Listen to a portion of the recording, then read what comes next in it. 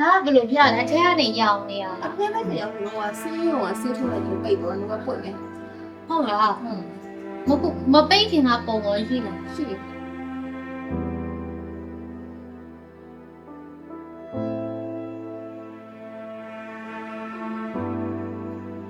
ဘယ်နဲ့စလဲဆိုတော့မိနစ်3မိနစ်တော့စတယ်ပေါ့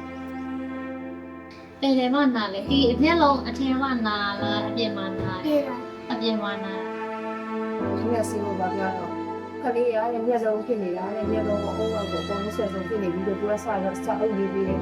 ရန်ကုန်ဆေးကိုသွားပေါ့နော်ဒီလိုလုပ်ပြရအဲ့တိုင်းမဲ့သူနေတယ်ကျမလည်းဟိုကတော့ချက်ထုတ်ပူပြီးတယ်ဒီမှာရေးပါကျမ3မိနစ်တော့မှဆိုရင်3မိနစ်အခုဒီမြောင်းမြောင်ကိုကျွန်တော်တို့တင်ရဖို့နောက်ပိုင်းမှာသူကကျတော့အနာတယ်တဲ့ဒီနှခင်ကနေစနာအဲ့လိုပြောကျမဟိုကဆေးကိုတော့ပြလိုက်တယ် ဟာဟာ ဆေးကိုတော့ပြကြတော့သူကဒီကောဒီမြောင်းမြောင်မှာတော့ဖူးလို့မရဘူးတဲ့မျက်စိမဟုတ်ဘူးတဲ့မျက်စိအပေါ်ကောင်းတဲ့အထူးစားနာကြတော့သူကအထူးချက်ကကျမတို့ပေးဆိုတော့